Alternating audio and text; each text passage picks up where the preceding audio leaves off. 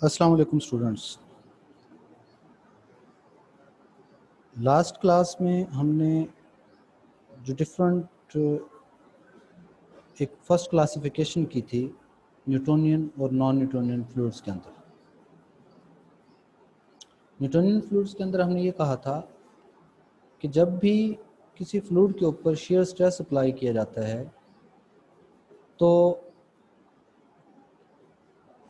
जो deformation fluid के अंदर प्रोड्यूस होती है वो डायरेक्टली प्रोपोर्शनल होती है अप्लाइड shear स्ट्रेस के। यानी कि हम कह सकते हैं कि the fluids in which shear stress, ये जो टाउ आई एक्स है, that is directly proportional to the rate of deformation. और D U over D Y को हमने एक रिलेशन ड्राइव किया था कि D U over D Y ही बेसिकली रेट ऑफ डिफॉर्मेशन है। तो वो तमाम फ्लूइड्स जिसमें shear stress is directly proportional to rate of deformation वो न्यूटोनियन फ्लूइड्स थे, या यूं कह लें कि आप जितना ज़्यादा उसके ऊपर स्ट्रेस अप्लाई करते हैं उतनी ज़्यादा उसके अंदर डिफॉर्मेशन आती है। फिर न्यूटोनियन फ्लूइड्स के लिए हमने एक मैथमेटिकल रिलेशन डेवलप किया था कि अगर तमाम न्यूटोनियन फ्लूइड्स में shear stress is directly proportional to the rate of deformation है, तो फिर न्यूटोनियन फ्लूइड्स की अपनी नेचर है कि अगर हमारे पास लिक्विड में मतलब वाटर है, दूसरी तरफ ऑयल है, तो एक पे ज़्यादा स्ट्रेस अप्लाई करना पड़ता है और दूसरे पे कंपैरेटिवली कम स्ट्रेस अप्लाई करना पड़ता है। तो ये चीज़ क्या है, तो इसका इन्हिसार उस कांस्टेंट पे होता है जिसको हमने ये नाम दिया हुआ था म्यू, जो कि विस्कोसिटी है। फिर फर्दर इस विस्कोसिटी को डिस्कस करने के लिए हमने विस्कोसिटी के डिफरेंट यूनिट्स को डिस्क्राइब किया था कि विस्कोसिटी के डिफरेंट यूनिट्स क्या आएंगे, और विस्कोसिटी के यूनिट्स फाइंड आउट करने के लिए हमने इस इक्वेशन को ये कहा था कि ये इक्वेशन अगर एग्जिस्ट करती है तो फिर इसे डायमेंशनली होमोजीनियस होना चाहिए, इसकी राइट साइड की डायमेंशंस और लेफ्ट साइड की डायमेंशंस सेम होनी चाहिए। फिर इन डायमेंशंस को, दोनों साइड की जो डायमेंशंस थी उनको हमने कंपेयर करते हुए विस्कोसिटी की जो डायमेंशंस हैं उनको ड्राइव किया था। तो विस्कोसिटी के डायमेंशंस को ड्राइव करते हुए फिर हमने इसके ना सिर्फ डायमेंशन लिखी ब्रिटिश ग्रेविटेशनल सिस्टम में, एसआई सिस्टम में, एब्सोल्यूट मीट्रिक में, बल्कि साथ ही इनके यूनिट्स भी लिखे। ये लास्ट डिस्कशन का रिकैप है, जो कि इम्पोर्टेंट चीज़ें थी वो मैंने आपको बता दी। फिर हमने एक एग्जांपल की थी जिसमें हमने absolute viscosity, kinematic viscosity, shear stresses और अपर और लोअर प्लेट पे और shear स्ट्रेसेस की जो डायरेक्शंस हैं उनको डिस्कस किया था। उसके बाद कुछ फ्लूइड्स फिर हमने वो डिस्कस किए कि जिसमें हम shear स्ट्रेस जब अप्लाई करते हैं तो जो डिफॉर्मेशन रेट है वो कांस्टेंट नहीं रहता। मतलब पहले जैसे कि हमने जिक्र किया था पेंट का कि स्टार्ट में वो ज़्यादा हार्ड होता है तो उसके अंदर डिफॉर्मेशन लाने के लिए स्ट्रेस ज़्यादा अप्लाई करना पड़ता है और उसके मुताबिक उतनी ज़्यादा डिफॉर्मेशन नहीं होते। जबकि थोड़ी देर के बाद जब उतना ही स्ट्रेस अप्लाई करेंगे तो डिफॉर्मेशन ज़्यादा होती है, या यूँ कह लें कि उतनी ही डिफॉर्मेशन प्रोड्यूस करेंगे कि उतना ज़्यादा स्ट्रेस नहीं लगाना पड़ता। स्टार्ट में देखा होगा पेंट्स को स्टीर करने के लिए ज़्यादा फोर्स लगानी पड़ती है, थोड़ी देर के बाद वो पतला हो जाता है, यानी कि पहले उसकी डेंसिटी कुछ और तरह थी, बाद में वो कम डेंस हो गया। और फिर हमने ये भी देखा था कि कुछ चीज़ें ऐसी भी हैं जिनकी डेंसिटी पहले कम होती है, स्टीयरिंग प्रोसेस से उनकी डेंसिटी बढ़ जाती है, ज़्यादा गाढ़े हो जाते हैं। तो ये तमाम जो होते हैं जिनका गाढ़ापन, जिनकी डेंसिटी या जो shear स्ट्रेस और रेट ऑफ डिफॉर्मेशन है वो कांस्टेंट नहीं रहती, उनको हमने नॉन न्यूटोनियन का नाम दिया था। फिर हमने नॉन न्यूटोनियन के लिए सेपरेट से रिलेशन ड्राइव किया था, और नॉन न्यूटोनियन फ्लूइड के अंदर स्पेशली बहुत सारी कैटेगरीज, मतलब हमने उनको pseudo plastic, dilatant, Bingham plastic, इस टाइप की कैटेगरीज के अंदर क्या किया था, डिवाइड किया था। आज का जो हमारा टॉपिक है that is surface tension.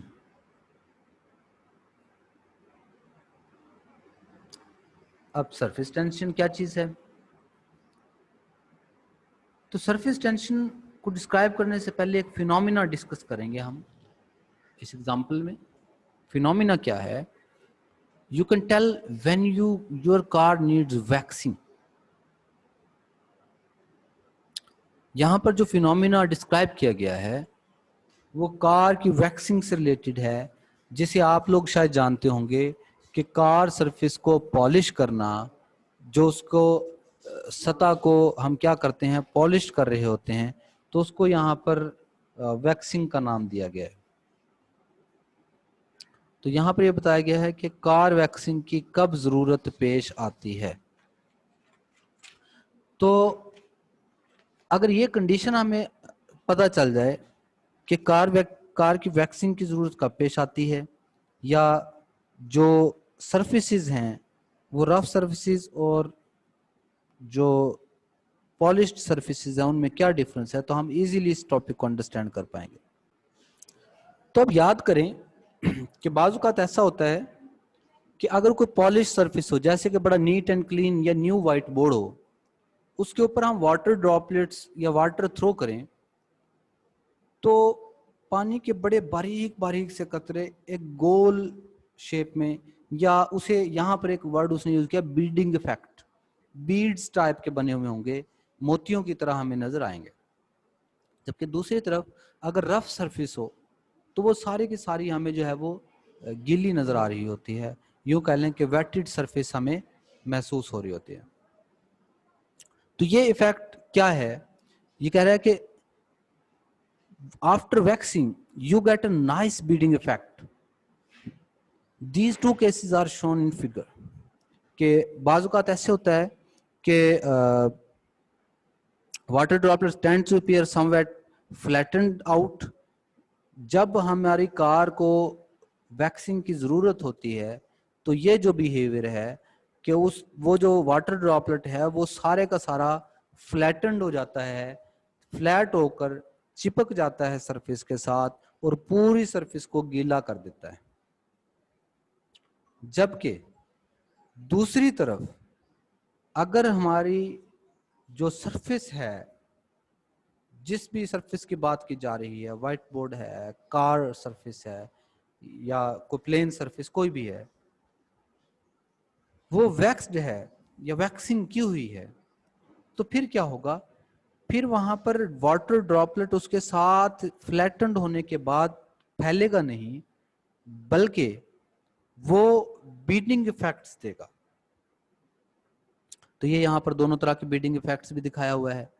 तो ये आप लोग अक्सर देख भी सकते हैं कि किसी भी पॉलिश सरफेस पे वाटर थ्रो करके देखें तो पॉलिश सरफेस होगी या फिर प्लेन सरफेस होगी, स्मूथ सरफेस होगी, तो वहां पर वाटर ड्रॉपलेट पूरे के पूरे ड्रॉप्स की तरह, बीड्स की तरह नजर आएंगे। जबकि दूसरी तरफ अगर कोई रफ सरफेस है तो वहां पर वाटर ड्रॉपलेट्स जो हैं वो फैले हुए, या यूं कह लें कि उस पूरी सरफेस के साथ चिमट जाएंगे। But we can define the liquid as a wetting a surface when the contact angle is less than 90 degree. By this definition, the car surface are wetted before waxing. जो contact angle है वो अगर less than 90 है, angle of contact horizontal के साथ इसका जो बन रहा है लेस देन 90 है, तो इसका मतलब ये हो गया कि वो कार अगर वाटर ड्रॉपलेट पड़ा है तो लेस देन 90 कॉन्टैक्ट एंगल पे वो फ्लैटेंड है, या यूं कह लें कि कार को वैक्सिंग की या पॉलिश की जरूरत है। जबकि दूसरी तरफ अगर कॉन्टैक्ट एंगल ग्रेटर देन 90 है तो इसका मतलब सरफेस जो है वो स्मूथ है या पॉलिश्ड है और इसको वैक्सिंग की जरूरत नहीं है।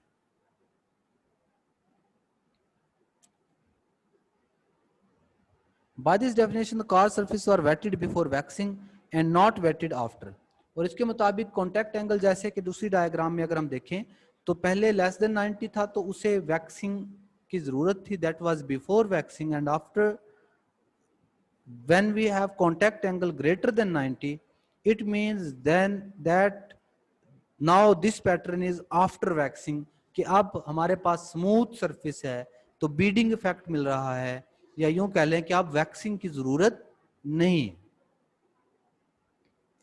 This is an example of effect due to surface tension, और यही सरफेस टेंशन की वजह से है। Whenever liquid is in contact with other liquid और गैसेज, ये सरफेस टेंशन की एग्जाम्पल है। और in this case a gas solid surface as an interface develop that acts like a stretch elastic membrane creating surface tension, कि एक जो liquid है किसी दूसरे लिक्विड के साथ या गैस के साथ या सॉलिड गैस सॉलिड सरफेस आती है, तो जब उसके साथ इन कांटेक्ट होता है तो इसके अंदर एक इलास्टिक मेम्ब्रेन बिहेवियर क्रिएट हो जाता है जो कि सरफेस टेंशन की वजह से है, और यह सरफेस टेंशन क्रिएट करती है। कैसे इलास्टिक मेम्ब्रेन टाइप बनती है आपको बताता रहूं, कि जब एक वाटर ड्रॉपलेट बना हुआ है तो वाटर ड्रॉपलेट ये बिल्कुल वैसे बिहेव कर रहा होता है, देखने में ऐसे लग रहा होता है जैसे एक छोटा सा बलून है जिसके अंदर वाटर फिल्ड है, कि बाहर से किसी सरफेस ने उसको ढांप के एक स्पेसिफिक शेप दे रखी है। तो ये जस्ट लाइक मेम्ब्रेन एक्ट कर रहा होता है जिसके अंदर सरफेस टेंशन मौजूद है। There are two features of this membrane, दो चीजें बड़ी अहम है इसके दौरान, the contact angle theta and the magnitudes of the surface tension. दो चीजें, कॉन्टैक्ट एंगल और सरफेस टेंशन की magnitude. Both of these depend upon the type of the liquid and the type of the solid surface. ये basically surfaces पे depend करते हैं with which it shares an interface, यानी कि जिसके साथ इन्हें अपने इंटरफेस को शेयर कर रहे होते हैं, शेयर करते हैं।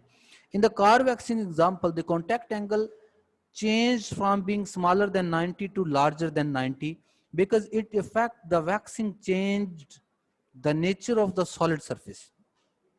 अब जो वैक्सिंग का भी बिहेवियर है उसमें भी कॉन्टैक्ट एंगल लेस देन 90 से ग्रेटर देन 90 हो गया, तो देखें कॉन्टैक्ट एंगल को चेंज करने वाली कोई चीज नहीं, हमने लिक्विड को चेंज नहीं किया, नेचर ऑफ लिक्विड को चेंज नहीं किया, हमने वैक्सिंग करके उस सरफेस को प्लेन किया है, उस सरफेस को स्मूथ किया है, यानी कि हमने नेचर ऑफ सरफेस को चेंज किया।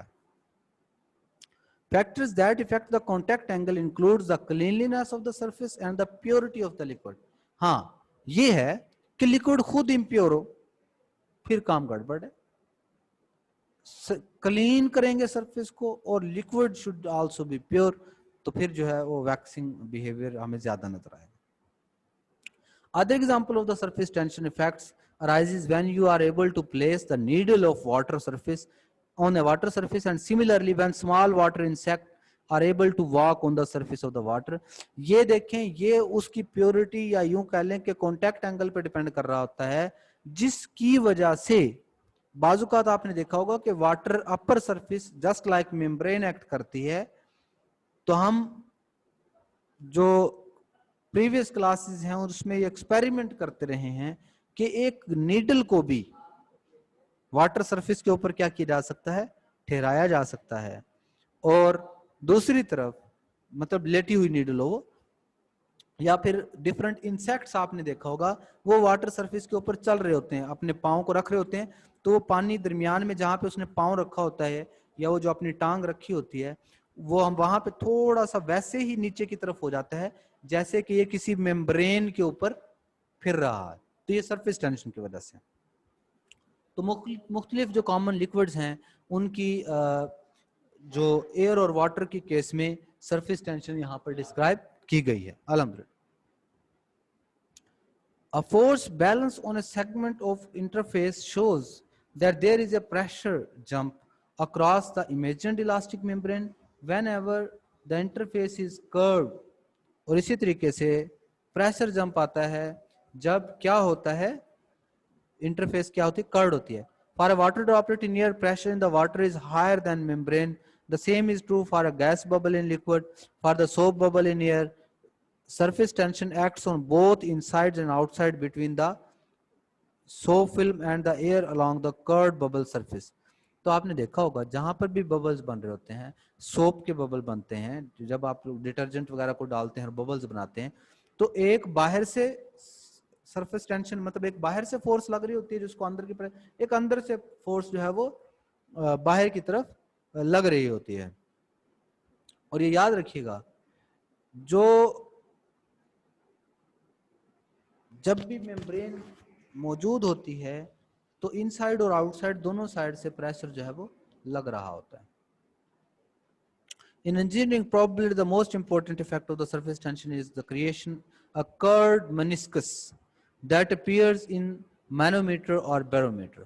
इंजीनियरिंग में ये सरफेस टेंशन कब देखते हैं, या यूं कह लें कि मेम्ब्रेन बिहेवियर कब देखते हैं, जब कर्व्ड मेनिस्कस बनती हैं। कर्व्ड मेनिस्कस क्या चीज है, कैसे बनती है, वो हम देखते हैं।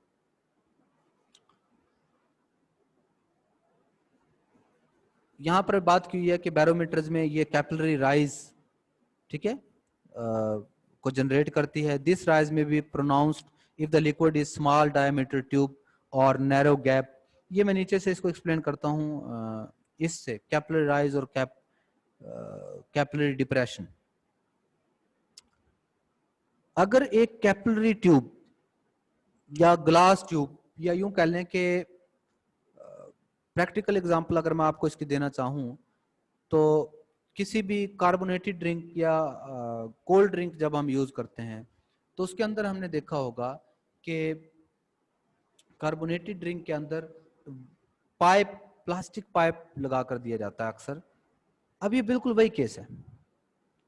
अच्छा, जब एक तो ये सूरत हो सकती थी कि लेवल्ड सरफेस होती है, जब हम इसमें दो तरीके का बिहेवियर देखते हैं।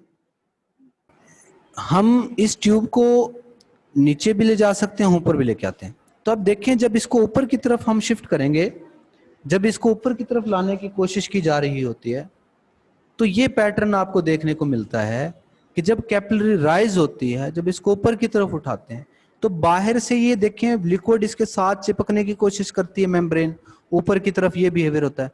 और जो अंदर से ट्यूब के जो नीचे की तरफ फ्लूइड जब जाता है, तो ये देखिए इस टाइप से उसका बिहेवियर होता है। और ये जो कॉन्टैक्ट एंगल है, ये एंगल थीटा वहां पे बनता है लेस देन 90। तो ये देखें फ्लैटेंड सिचुएशन नजर आ रही है। जबकि दूसरी तरफ जब इसको डिप्रेस किया जाता है नीचे की तरफ, तो जैसे जैसे ऊपर की तरफ उठ रहा होता है लिक्विड अंदर से, ये बाहर से इसके साथ चिपकने की वजह से ये मेम्ब्रेन इस तरह का इफेक्ट बनाती है, कॉर्नर्स ऐसे देखे स्मूथ से। हालांकि डायरेक्ट यहां तक लिक्विड था, लेकिन थोड़ी सी नीचे को नजर आ रही है क्योंकि इंटैक्ट एंगल ग्रेटर देन 90 हो गया। अब ये जो है यहाँ पे ये जो मेनिस्कस है, मेनिस्कस ये कर्व होती है, जो ऊपर ये वाली कर्व बनी जो अंदर को बनी है, या ये वाली कर्व जो बाहर को बनी है, ये मेनिस्कस इफेक्ट है, ठीक है ना। इसमें डेल्टा एच हाइट ऊपर लेके गए हैं, इसमें डेल्टा एच नीचे की तरफ हमने डिप्रेस किया है। तो कैपिलरी राइज और कैपिलरी डिप्रेशन दोनों के अंदर हमने ये देख लिया कि किस तरीके का पैटर्न बनता हुआ दिखाई देता है। तो ये देखें, वेटेड सरफेस है तो वाटर ड्रॉपलेट फुली फ्लैटेंड है। जैसे जैसे हम क्या करते हैं, उसकी जो सरफेस टेंशन है उसको इंक्रीज करते हैं, जैसे जैसे पॉलिश सरफेस लेके आते हैं, वैसे वैसे ये क्या होना शुरू हो जाता है, बीडिंग इफेक्ट देना शुरू कर देता है। ये यहाँ पर उससे रिलेटेड एक एग्जांपल है, जो कि बेसिकली इसके अंदर तो ज़्यादातर वो ग्राफिकल चीज़ें हैं, लेकिन मैं टॉपिक को कवर करने से पहले चले इस एग्जांपल को बता देता हूँ। Create a graph showing the capillary rise or falls of a column of water mercury respectively, यानी कि यूं कह लें कि राइज या फॉल दोनों, as a function tube diameter d, जो इसका डायमीटर है इसका d है, minimum diameter of each column required so that the height of magnitude will be less than 1 millimetre. तो हमने मिनिमम डायमीटर हर एक कॉलम का फाइंड आउट करना है कि जो इसकी हाइट है वो क्या रहे, 1 मिलीमीटर से लेस रहे। तो हाइट ये है।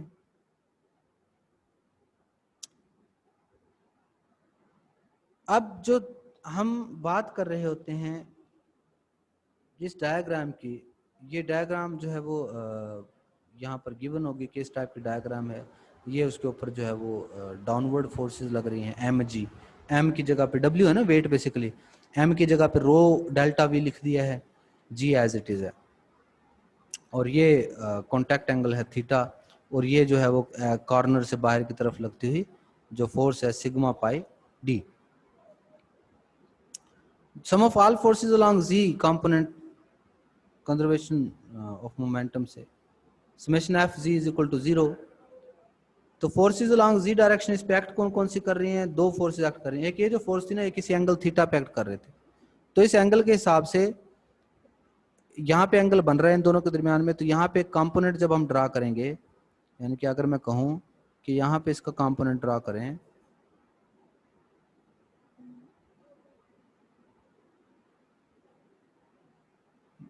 ये परपेंडिकुलर, तो ये थीटा है, तो y कंपोनेंट बेस बन रही होगी थीटा के हिसाब से, तो sigma pi D cos theta, ये ऊपर की तरफ फोर्स एक एक्ट कर रही है, और एक नीचे की तरफ ये W एक्ट कर रहा है एम जी या रो जी डेल्टा वी, और sum of all forces equal to 0 है। तो यहाँ पर उसने क्या we neglect the volume in the meniscus reason.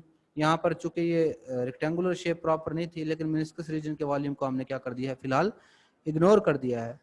तो डेल्टा वी की वैल्यू यहाँ से क्या आ गई, approximately pi D square over delta H, या फिर यहाँ से जो वैल्यू थी डेल्टा एच की, substituting equation 1 and solving for delta H, तो डेल्टा वी जो आया है हमारे पास, इसको यहाँ से डेल्टा एच जो है इसकी वैल्यू फाइंड आउट करते हैं। अच्छे volume pi r square h, मतलब अगर एच हाइट का सिलेंडर हो और रेडियस उसका डायमीटर अगर डी हो, तो ये उसके वॉल्यूम का फार्मूला है। तो ये यहाँ पे सिलेंडर चूंकि टोटली फील्ड नहीं है इतना, तो मेनिस्कस रीजन के वॉल्यूम को इग्नोर करने के बाद हम अप्रोक्सीमेटेड फार्मूला तो लिख सकते हैं ना, तो यहाँ पर अप्रोक्सीमेटेड वॉल्यूम लिखा है, तो ये अप्रोक्सीमेटेड वॉल्यूम आ गया pi D square over 4 delta H. तो यहाँ से डेल्टा वी की वैल्यू यहाँ पे पुट की है इस इक्वेशन 1 के अंदर, और डेल्टा एच का फाइनल आंसर फाइंड आउट किया। अब जो सिग्मा की वैल्यू है वो हमारे पास वाटर के लिए जो स्पेसिफिक कांस्टेंट वैल्यू है, थीटा को हमने इग्नोर कर दिया, ऑलमोस्ट 0 डिग्री लिया है। मरकरी के लिए सिग्मा की वैल्यू ये है और थीटा ये है। अच्छा, ये अब वाटर और मरकरी दो चीज़ों के लिए ना इसको अब सॉल्व कर रहा है delta h with respect to diameter, कि डायमीटर की डिफरेंट वैल्यूज पे डेल्टा एच की क्या वैल्यू आएगी। लेकिन इस दौरान सिग्मा और थीटा जो वाटर के लिए लिया गया है ऊपर वाले के लिए, वो सिग्मा और थीटा की ये वैल्यूज ली हैं, और सिग्मा और थीटा की दूसरी वैल्यूज ली हैं मरकरी के लिए, तो उसका ग्राफिकल टेबल बनाया हुआ है। तो मिनिमम जो वैल्यूज हैं delta h is equal to 1 के लिए, तो delta h is equal to 1 की जब वैल्यू पुट की है, तो दोनों का आंसर ये आया हमारे पास। ओके, अब उसी को सरफेस टेंशन को ही कंटिन्यू करते हैं।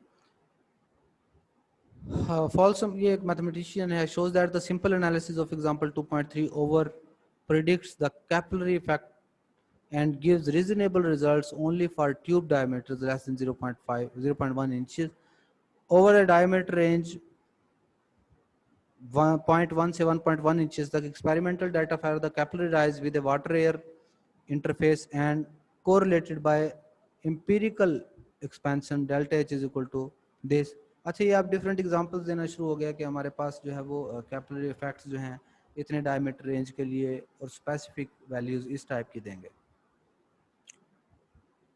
Manometer and barometer reading should be made at the level of the middle of the meniscus, or so that the maximum effect of the surface tension and thus nearest to the proper liquid level। और इन barometers और manometers को use करते हुए meniscus की middle reading को हमें क्या करना चाहिए, नोट करना चाहिए। All surface tensions data in the appendix A were measured for pure liquids in contact with clean and visual surface.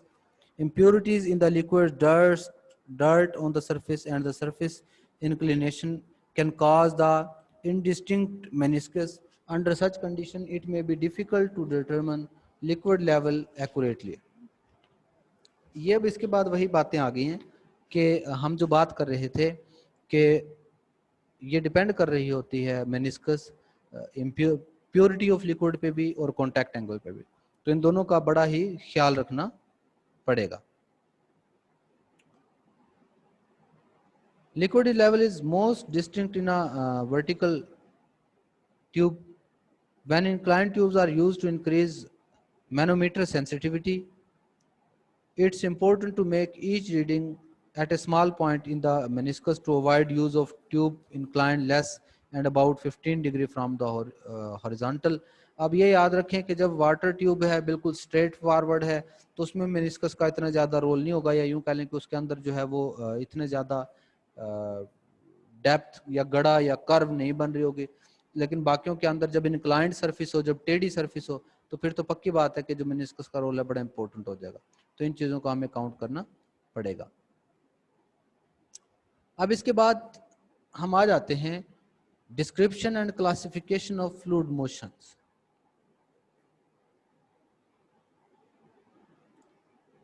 Different types के जो फ्लूइड क्लासिफिकेशन है फर्दर फ्लूइड के अंदर, फ्लूइड मैकेनिक्स के अंदर, हम वो डिस्कस करने के लिए अब जाएंगे। In chapter 1 and in this chapter we have almost completed our brief introduction to some concepts. मैं इसको थोड़ा सा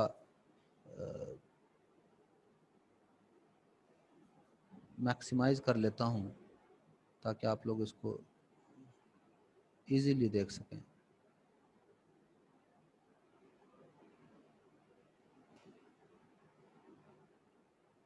Okay.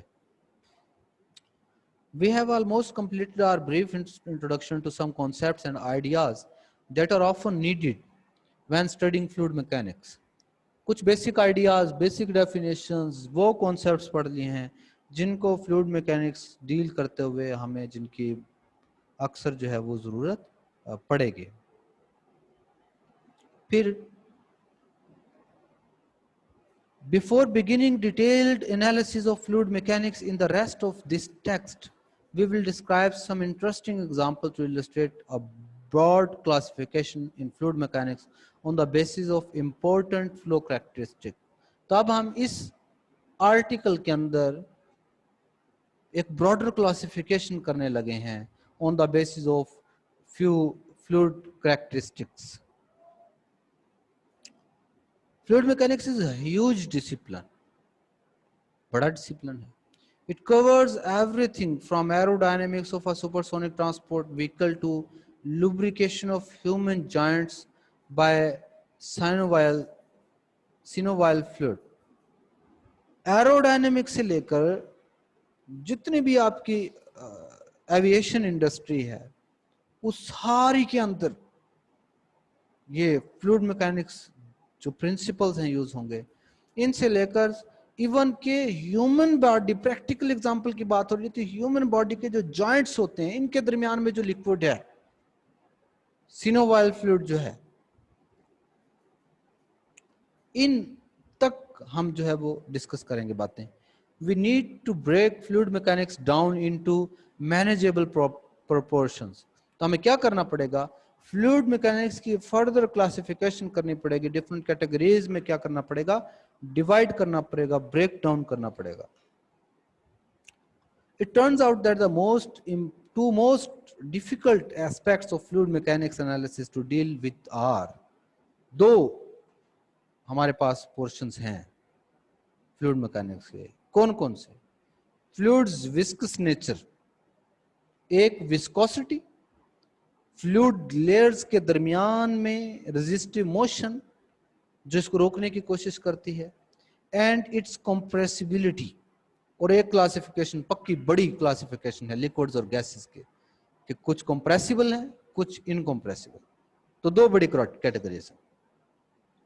In fact, the area of fluid mechanics theory is the first became highly developed was dealing with a frictionless incompressible fluid. तो जो कि 250 years पहले जो बातें होती थी, वो जो सबसे ज्यादा फ्लूइड डिस्कस किए गए वो फ्रिक्शनलेस, मतलब जो फ्रिक्शनल इफेक्ट्स हैं उनको इग्नोर करके, एंड इनकम्प्रेसिबल फ्लूइड।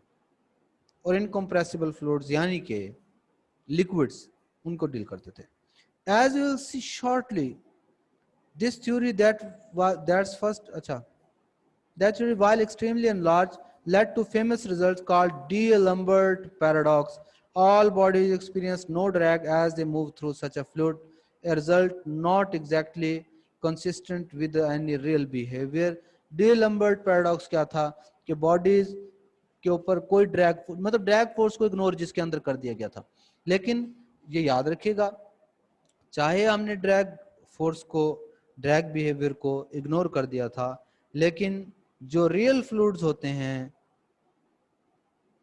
उनके अंदर ऐसा कभी भी नहीं होता कि रेजिस्टेंस मौजूद ना हो। तो यही उसने लिखा है कि जो रियल बिहेवियर कम अज कम ये नहीं है।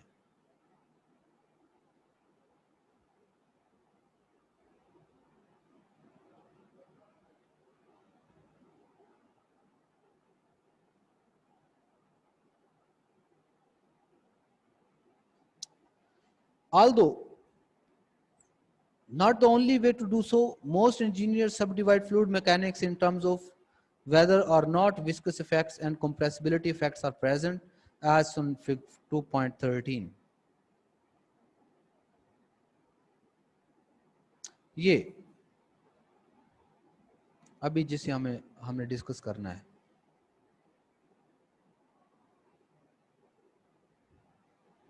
बड़ी ब्रॉडर क्लासिफिकेशन है कि कॉन्टिन्यूम फ्लूइड मैकेनिक्स, यहाँ पर ब्रॉडर क्लासिफिकेशन है कि हमने फ्लूइड मैकेनिक्स को जितना भी डिस्कस किया है वो एज अ कॉन्टिन्यूम डिस्कस किया है।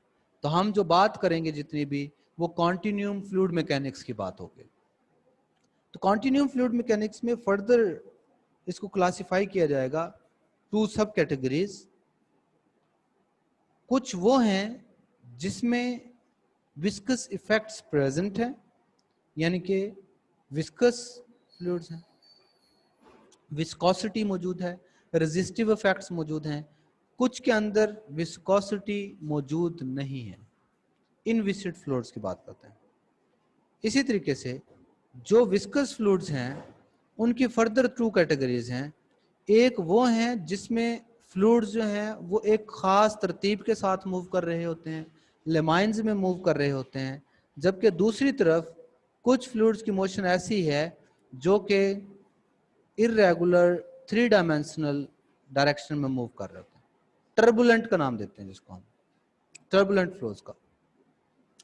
अच्छा, फिर लैमिनर और टर्बुलेंट फर्दर इनविसिड्स के बाद, इनविसिड भी आगे दो कैटेगरीज हैं, कंप्रेसिबल, इनकंप्रेसिबल, या इंटरनल और एक्सटर्नल। और लैमिनर और टर्बुलेंट भी आगे फर्दर कंप्रेसिबल, इनकंप्रेसिबल भी हो सकते हैं, इंटरनल, एक्सटर्नल भी हो सकते हैं। तो हमने ये देखना है कि विस्कस के आगे दो सब कैटेगरीज हैं और लैमिनर टर्बुलेंट की हर एक के आगे फर्दर लैमिनर जो होगा वो भी इंटरनल, एक्सटर्नल, कंप्रेसिबल, इनकंप्रेसिबल हो सकता है। जो टर्बुलेंट होगा वो भी आगे further internal, external, compressible, incompressible होगा। जो इनविसिड है वो भी आगे फर्दर कंप्रेसिबल, इनकंप्रेसिबल, इंटरनल या एक्सटर्नल में से कोई भी कैटेगरी से बिलोंग कर सकता है। अच्छा, तो सबसे पहले हमने बात कर ली कि इसके अंदर डिफरेंट जो है वो कैटेगरीज हो सकती हैं डिफरेंट एस्पेक्ट्स को देखते हुए। ओके, तो सबसे पहले हम जो कैटेगरी को डिस्कस कर रहे हैं that is viscous and inviscid flows. सबसे पहले जो बात होगी वो विस्कस की और इनविसिड की, कि जिनमें विस्कस इफेक्ट्स मौजूद हैं और कुछ फ्लोज ऐसे होते हैं जिनके अंदर विस्कोसिटी नहीं होती, इनविसिड होते हैं। अच्छा, विस्कोसिटी नहीं होती वाली या इनविसिड वाली अगर हम कभी बात करेंगे भी तो ये हमने याद रखना है कि इन जनरल या इन रियल लाइफ ऐसे फ्लूइड्स, ऐसे फ्लोज मौजूद नहीं होते जिसमें विस्कोसिटी नहीं है। हाँ, ये हो सकता है कि कम विस्कोसिटी हो या इतनी कम विस्कोसिटी हो कि हम उसको निग्लिजिबल कह सकें, ऐसा तो हम कह सकते हैं। लेकिन इनविसिड ट्रू सेंस में हम कभी भी नहीं कहेंगे कि विस्कोसिटी जीरो हो। तो इनविसिड से मुराद जब हम ले रहे होंगे तो इसका मतलब हम उस टाइप के फ्लूइड्स की बात कर रहे होंगे इनविसिड के अंदर जिनकी विस्कोसिटी निग्लिजिबल हो। एग्जाम्पल से स्टार्ट लिया है। When you send A ball flying through the air, जब किसी भी बॉल को थ्रू एयर फेंका जाता है जैसे कि बेसबॉल की बॉल है, सॉकर बॉल है, फुटबॉल जैसे, और any number of other sports, मतलब क्रिकेट बॉल भी हो सकते हैं जिसको शॉट लगाई गई है. In addition to gravity, the ball experiences the aerodynamic drag of the air. Then ball is facing not only the force of gravity, but with this force the ball is also facing aerodynamic drag, air resistance को भी face कर रही है. The question arises, what is the nature of the drag force on the ball? अब question ये है कि जो इस बॉल के ऊपर ड्रैग फोर्स लग रही है उसकी नेचर क्या है? At first glance we might conclude that it's due to the friction of the air as it's flow over the ball. तो पहले लम्हे जो हमें नजर आती है बात, वो क्या चीज नजर आती है कि ये बॉल पे लगने वाली एयर रेजिस्टेंस की वजह से है. तो इसके ऊपर जो एयर रेजिस्टेंस है वो अपना काम कर रही होती है. द क्वेश्चन अराइजेस, ओके यहां पर बात होगी, हमने कर लिया. A little more reflection might lead to the conclusion that because the air has such a low viscosity, friction might not be contribute much to the drag. तो अकेली जो फ्रिक्शनल फोर्सेस हैं वो ड्रैग फोर्स पे, and the drag might be due to the pressure built up in front of the ball as it pushes the air out of the way. तो बाज़ ऐसा होता है कि विस्कोसिटी इतनी कम हो या जिस मीडियम में से यानी कि एयर में से अगर ये गुजर के जा रही है तो वो इतना ज्यादा गाढ़ापन उसमें नहीं होता या इतना वो उसका पैटर्न नहीं होता कि विस्कोसिटी या जो रेजिस्टेंस है ड्यू टू एयर वो अपना रोल प्ले करे, बल्कि उस वक्त इसके ऊपर जो ज्यादा फोर्स अप्लाई हो रही होती है वो वाली फोर्स है जो उस बॉल के सामने से उसको बैक की तरफ धकेलने की कोशिश कर रहे हैं. The question arises, can we predict ahead of the time that relative importance of the viscous force and the force due to the pressure built up in front of the ball? तो अब हमारे लिए ये जानना बड़ा अहम है कि क्या हम ये कह सकते हैं कि इनमें से कौन सी वाली फोर्स जो है वो ज्यादा इंपॉर्टेंट है, वो जो उस बॉल के सामने मौजूद है, जो उस बॉल के सामने से एक्ट कर रही है, या फिर जो रेजिस्टिव फोर्स है, रेजिस्टेंस ऑफ एयर है जो कि उसकी साइडों पर एक्ट कर रही है. Can we make similar prediction for any object? और इसी तरीके से फिर हमें ये देखना पड़ेगा कि इन दोनों में से अगर फ्रंट वाली फोर्स और ड्रैग फोर्स जो कि साइड वाल से एक्ट कर रही होती है, दोनों में से कौन सी इंपॉर्टेंट है, और क्या हमेशा के लिए जो एक तरह के ऑब्जेक्ट के लिए एक हमने कह दिया कि फ्रंट वाली इंपॉर्टेंट है, तो क्या तमाम तरह के ऑब्जेक्ट के लिए फ्रंट वाली ही इंपॉर्टेंट रहेगी, या इसकी nature as per different objects change हो सकते हैं? यानी कि ऑटोमोबाइल है, सबमरीन है, या जो ऑब्जेक्ट है उसकी नेचर को चेंज कर दिया जाए तो क्या जो फोर्स इंपॉर्टेंस है वो चेंज हो जाएगी? तो हम उसमें देखते हैं the answer is that we can, yes prediction हो सकती है.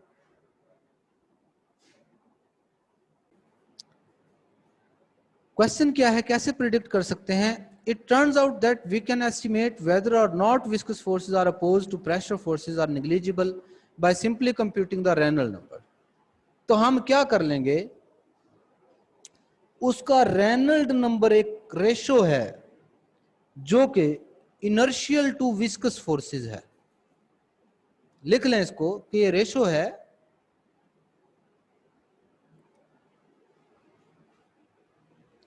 इनर्शियल over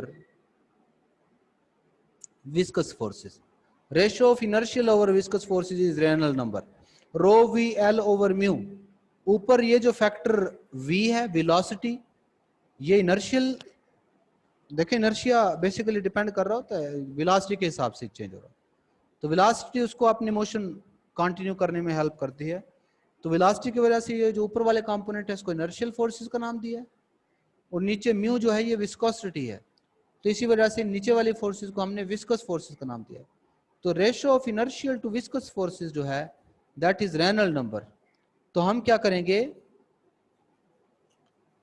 इनर्शियल और विस्कस फोर्सेस की रेशो ले लेते हैं, कंप्यूट कर लेते हैं और फिर डिसाइड करेगी ये वाली रेशो कि जो उसके सामने फोर्स लग रही है वो इंपॉर्टेंट है जो उसको रोकने की कोशिश कर रही है, या फिर जो साइडों वाली फ्रिक्शनल फोर्सेस है वो इंपॉर्टेंट है।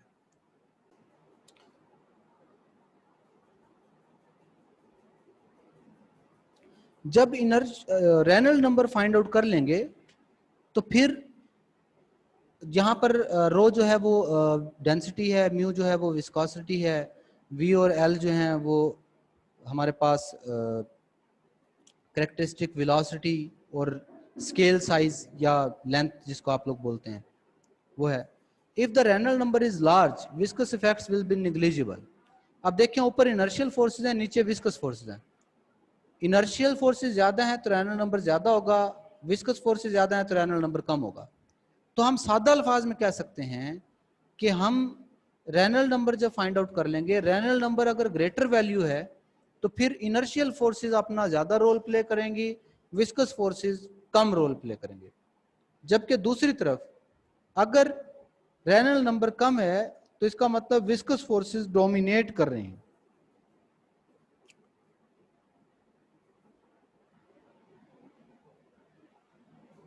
Reynold number is large, viscous effects are negligible, जाहिर है इनर्शियल फोर्सेस ज्यादा हैं, और at least the most of the flow if the Reynold number is small viscous effects will be dominant.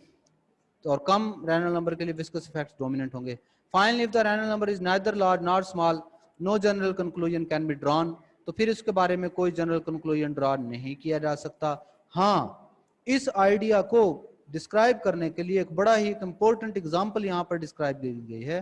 कैसे कि कोई सॉकर बॉल है, फुटबॉल है जैसे कि, जिसका ये डायमीटर है और इस स्पीड के साथ वो मूव कर रहा है, स्पीड रेनल्ड नंबर कैलकुलेट करेंगे तो उसका 4 लाख के करीब आ रहा है जो कि ह्यूज रेनल्ड नंबर है। तो इसका मतलब है कि drag on the soccer ball is most entirely due to the pressure built up in front, यानी कि इसमें जो इनर्शियल फोर्सेस हैं वो अपना रोल प्ले करेंगे, इसके सामने जो प्रेशर ड्रैग है वो अपना रोल प्ले कर रहा होगा। For the second example consider a dust particle, एक डस्ट पार्टिकल है जिसका डायमीटर जो है वो 1 मिलीमीटर है, under the action of gravity move कर रहा है, उसका रेनल्ड नंबर बहुत छोटा आएगा। तो इसका मतलब इसका जो है फ्रिक्शनल इफेक्ट्स बड़े इंपॉर्टेंट हैं या विस्कस इफेक्ट्स या फ्रिक्शनल इफेक्ट्स इंपॉर्टेंट है।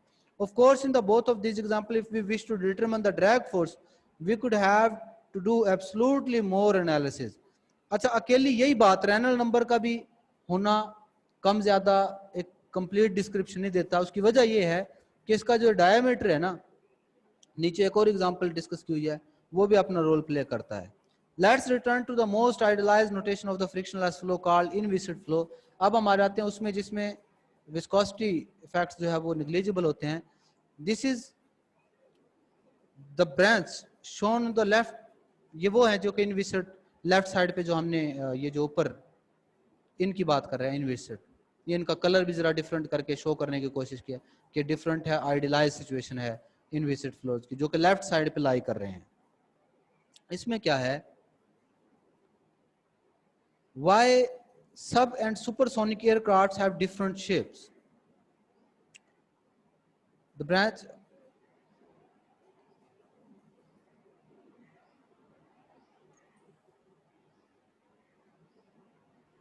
the most encompasses most this branch encompasses most aerodynamics and among other things explained. For example, many sub and supersonic aircrafts have differing shapes, कि हमारे पास उनकी shapes भी बाजुकात कुछ aerodynamics objects के अंदर क्या होती है, डिफरेंट होती है, और कैसे लिफ्ट्स जनरेट करते हैं। लिफ्ट का मतलब होता है जो ऊपर उठा रही होती है, परों को कुछ इस तरीके से डिजाइन किया जाता है कि मैक्सिमम लिफ्ट फोर्स हो जो उनको ऊपर की तरफ उठा सके, and so fourth.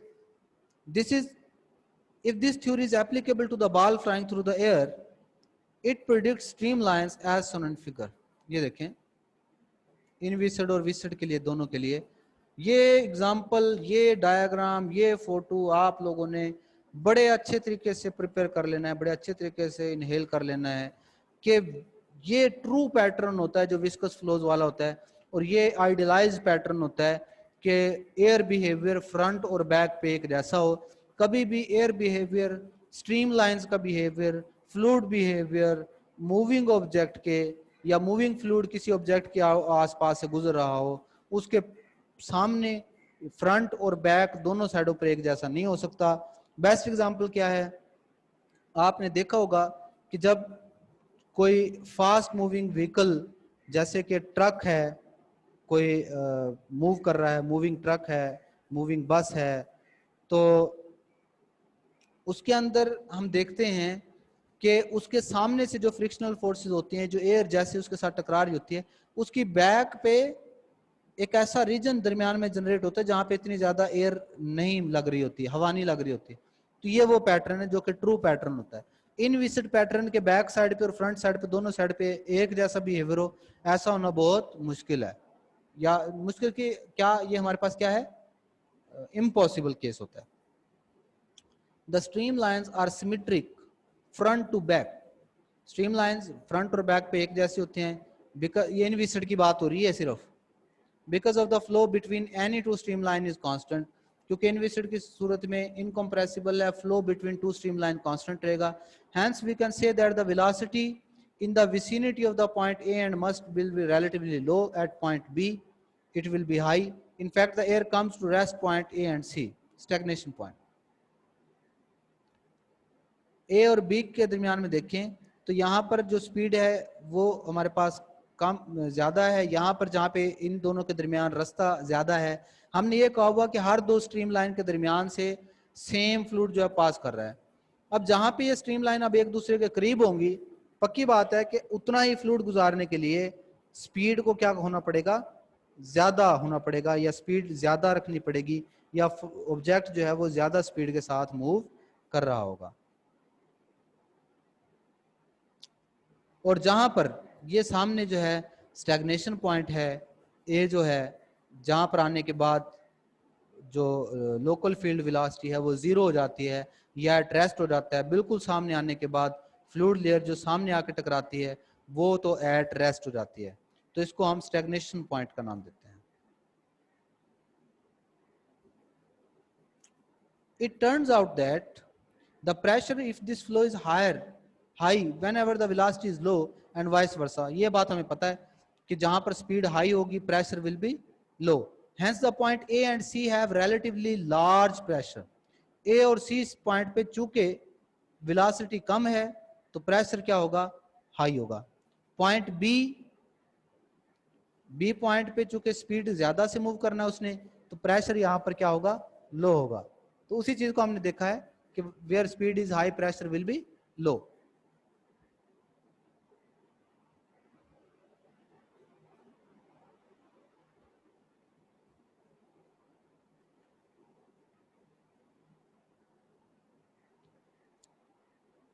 In fact, the pressure distribution on the sphere is symmetric front to back, and there is no net drag force due to pressure। क्योंकि जाहिर है जैसा इनविसिड की अगर हम बात करें जैसा फ्रंट से वैसे बैक से, तो नेट ड्रैग फोर्स वहां पर नहीं होगा। Hence we have D'Alembert paradox, the ball experiences no drag। तो हम कह सकते हैं बाल कोई ड्रैग अपने ऊपर फील नहीं करेगी या ड्रैग फोर्स एक्सपीरियंस नहीं करेगी।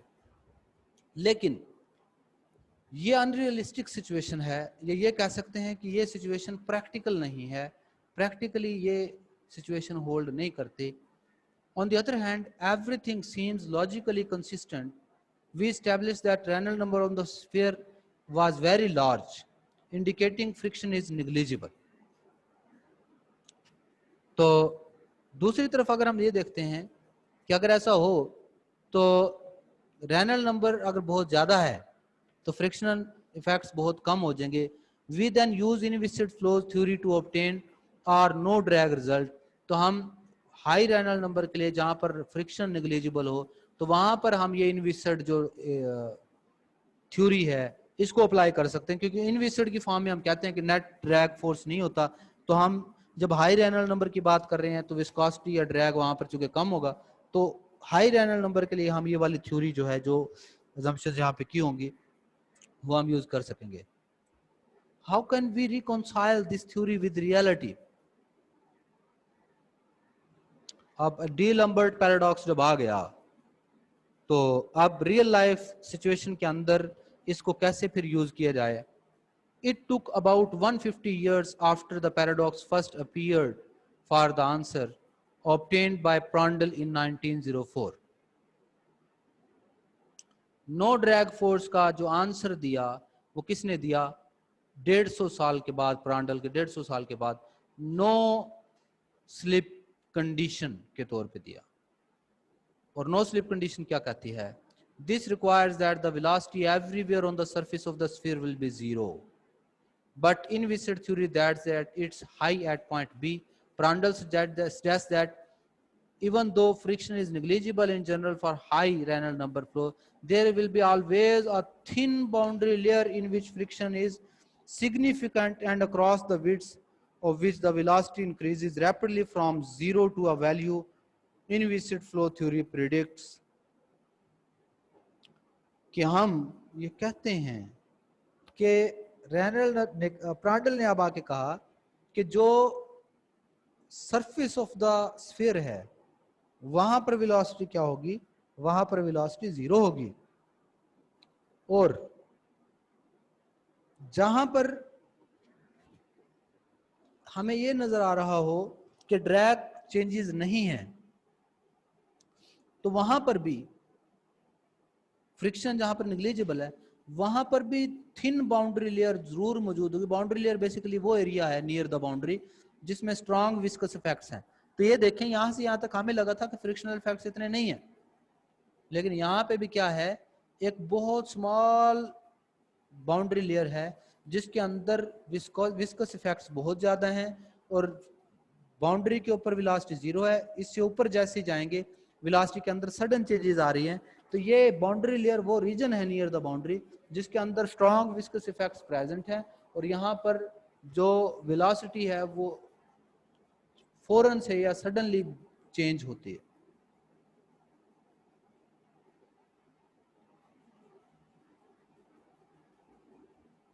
This boundary layer is immediately allow us to reconcile theory and experiment. तो इसने हमें बहुत important एक वो दिया. On once we have friction in the boundary layer, we will have a drag. However, this boundary layer has another important consequence. In fact, leads to the bodies having a wake as shown in figure. अच्छा, ये experiment थोड़ा सा जो इसका behaviour आपको पहले बता दूं कि हो क्या रहा है. फ्लूइड लेयर्स आई, सामने आके जिस लेयर ने स्ट्राइक किया वो ए पर आने के बाद स्टॉप कर गए, बाकी लेयर आसपास से गुजरने लगे. अब जो सॉलिड बाउंड्री है उसके साथ जितना जितना फ्लूइड इन कांटेक्ट हुआ उसकी वेलोसिटी जीरो हो गई, लेकिन यहां से जब गुजरेंगे तो इसकी वजह से आने वाला जो गैप है उसको फिल करने के लिए या उसकी कमी को, फ्लो की कमी को पूरा करने के लिए, law of conservation of mass को फुलफिल करने के लिए अब ये लेयर एक दूसरे के करीब हो जाएंगी, या यूं कह लें कि ज्यादा स्पीड के साथ ऊपर और नीचे से फ्लूइड पास करने की कोशिश करेगा. तो एक बाउंड्री लेयर बनेगी छोटी सी जिसके अंदर विस्कस इफेक्ट्स मौजूद हैं और यहाँ पर आने के बाद ये फ्लूइड इतना तेज हो चुका होगा कि इसको दोबारा नीचे आने की कोशिश नहीं करेगा. एक पॉइंट डी तक ही नीचे आएगा और उसके बाद फ्लो जो है वो इस सिलेंडर से या बॉल से क्या हो जाएगा, परे हट जाएगा. इसको पॉइंट ऑफ सेपरेशन का नाम दिया है. तो फिर इस ऑब्जेक्ट के पीछे एक प्रेशर फ्री रीजन जनरेट होगा जिसको हमने वेक का नाम दिया है. और ये वेक बिल्कुल वही है जो फास्ट मूविंग व्हीकल्स, ट्रक वगैरह जिस तरह आपने देखे हो या कोई फास्ट मूविंग को बस देखी हो, उसकी बैक पे अक्सर आप लोगों ने फील किया होगा कि क्या होता है, एयर इतनी ज्यादा महसूस नहीं हो रही होती. ज्यादा सर्दियों के मौसम में बच्चे सामने कोई पेरेंट्स में से कोई बैठा हो तो उसकी कमर के साथ अपना सर लगा लेते हैं क्योंकि उनके पीछे ये एक वेक जो है वो बन रही होती है, प्रेशर फ्री रीजन बन रहा होता है जहां पर फ्लूइड वेलोसिटी जो है वो कंपैरेटिवली बहुत कम होती है, जिसके अंदर वो इजीली क्या कर सकते हैं, सरवाइव कर सकते हैं.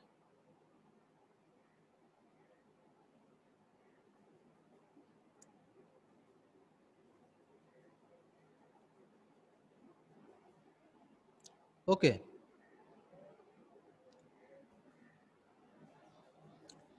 point D is a separation point where the fluid particles are pushed off of the object and causes a wake to develop. जिसमें क्या करते हैं, जो फ्लूइड पार्टिकल्स को परे धकेल दिया जाता है और वो एक वेग जनरेट करते हैं.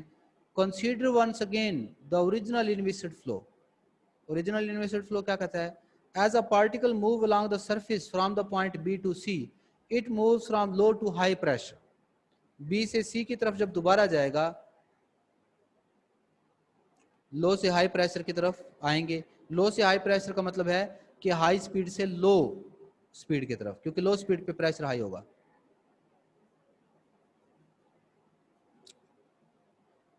As a particle move along the surface of the point B to C, लो से हाई प्रेशर, इसको हमने नाम दिया है adverse pressure gradient, causes the particle to slow down as they move along the rear of the sphere. जब ये back side पे, sphere की बैक साइड पे मूव कर रहे होते हैं, तो इसको क्या करता है, ये एडवर्स प्रेशर ग्रेडियंट यहाँ पे मौजूद होता है, यानी कि लो से हाई प्रेशर की तरफ मूव करते हैं. If we now add this to the fact that the particles are moving in a boundary layer with friction that also slow down the fluid, the particle will eventually brought to rest and then pushed off the sphere by following particle forming the wake. यानी कि अगर इसके start में भी frictional effects मौजूद हों, inviscid ना हो, तो फिर जो बाउंड्री के साइड से होते हुए जब फ्लूइड पार्टिकल्स जाएंगे तो इतने ज्यादा विस्कोसिटी अपना रोल प्ले करेगी कि इसको ये परे की तरफ क्या कर देगी, धकेल देगी या वेग जनरेट कर देगी. Hence, this is generally very bad news.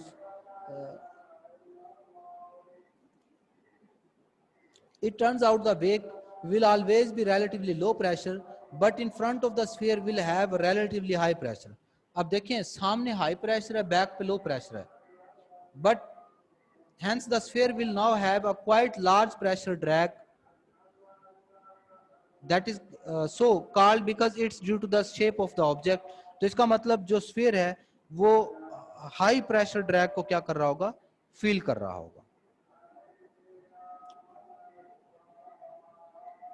This description reconcile the inviscid flow, no drag result with experimental result of significant drag on the sphere.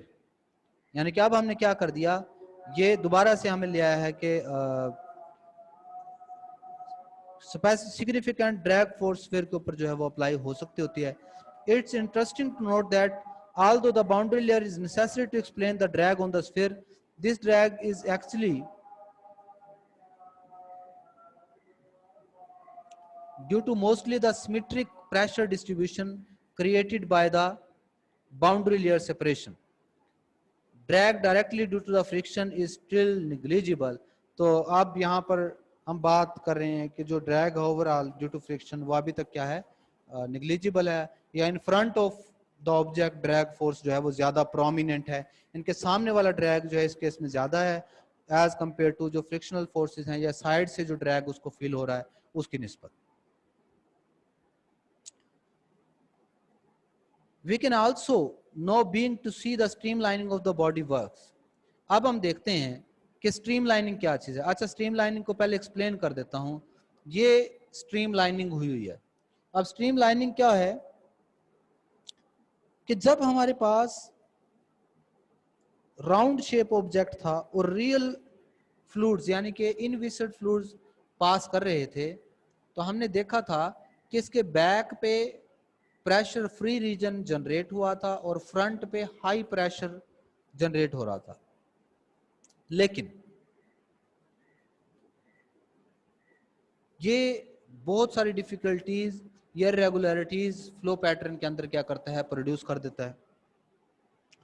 तो इस सारे चक्कर से बचने के लिए क्या करते हैं हम ये करते हैं कि ऑब्जेक्ट की जो शेप है बैक साइड से उसको चेंज कर दिया जाता है, उसको स्ट्रीमलाइन कर दिया जाए. कैसे? हाई वैल्यू पर आने के बाद उसके अंदर जो पैटर्न चेंज हो रहा है वो ग्रेजुअल चेंजेस आए, आहिस्ता आहिस्ता से उसके अंदर चेंजेस आ रहे हैं. तो फिर क्या होगा कि जो फ्लूइड लेयर्स ये आई थी, यहाँ पे एक स्पेसिफिक पॉइंट आने के बाद जो फ्लूइड लेयर्स परे चली गई थी, अब वो परे नहीं जाएंगी बल्कि अपने आप को इस बाउंड्री के साथ क्या रखेंगी, अटैच रखेंगी। तो अटैच रखते रखते आखिर में कहीं पे जाके एक बहुत थोड़ा सा वेग जनरेट होगा, यानी कि फ्रंट और बैक का जो प्रेशर डिफरेंस है वो सिग्निफिकेंटली डिक्रीज हो जाएगा। वो क्या हो जाएगा, कम हो जाएगा किसी हद तक। तो इसको हम कहते हैं streamlining of the object. कि streamlining of the object से जो बैक साइड होती है वहां पर एडवर्स प्रेशर ग्रेडियंट जनरेट नहीं होता, वहां पर सडन प्रेशर चेंजेस नहीं आती, बल्कि स्मूथ पैटर्न बैक साइड पर जनरेट हो रहा होता है।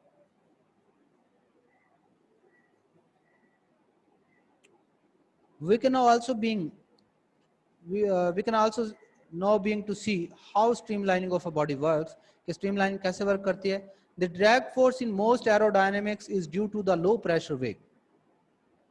ड्रैग फोर्स जो ज्यादातर एरोडायनेमिक्स में होती है वो लो प्रेशर वेग की वजह से होती है। इफ वी कैन रिड्यूस और एलिमिनेट द वेग, drag force will be greatly reduce. अब देखें फ्रंट और बैक पे अगर प्रेशर डिफरेंस ना हो जो कि वेग की वजह से है, अगर हम उसको कम कर दें तो फिर पक्की बात है कि जो ये ड्रैग है जो कि फ्रंट पे प्रेशर की वजह से है वो भी बहुत ज्यादा जो है वो चेंज हो जाएगा या रिड्यूस हो जाएगा। If we consider once again why the separation occurred, we recall two features. अब हम फिर दोबारा से उसकी सेपरेशन को अगर देखते हैं तो दो चीजों को देखते हैं। Boundary layer friction slow down the particles but so didn't adverse pressure gradient. कि बाउंड्री लेयर फ्रिक्शन जो है स्लो डाउन तो करेगी पार्टिकल्स को लेकिन एडवर्स प्रेशर ग्रेडियंट नहीं होगा। The pressure gradient very rapidly across the back half of the sphere because the streamlining opened up so rapidly। ये उसी प्रीवियस की बात कर रहे हैं कि हमारे पास रैपिडली वो क्या कर रही होती हैं, ओपन हो रही होती हैं कि उसको इतना मौका नहीं मिलता। प्रेशर जो है बड़ी तेजी के साथ क्या होता है, इंक्रीज हो रहा होता है क्योंकि स्पीड बड़ी तेजी के साथ कम हो जाती है। बैक साइड की रेयर की बात हो रही है।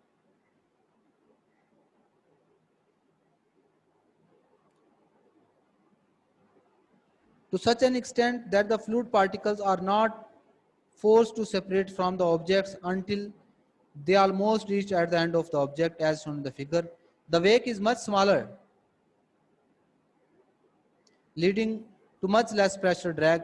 तो वेग की वजह से प्रेशर ड्रैग कम हो जाता है। The only negative aspect of this streamlining is that the total surface area of which friction occurs is large.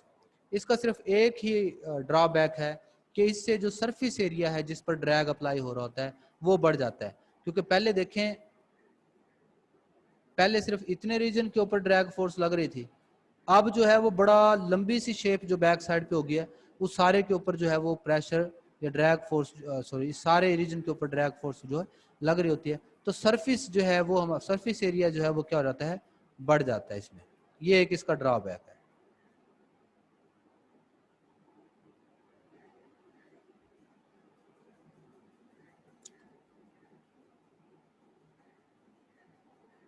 We should point out that none of this discussion applies to the example of falling dust particle।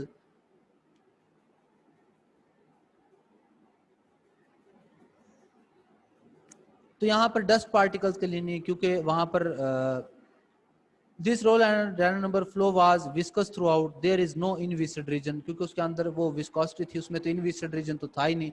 तो dust particle के लिए हमारी सारी discussion नहीं होगी या applicable नहीं होगी। Finally, this discussion illustrates the very significant difference between inviscid flow and the flow with viscosity is negligible but not zero।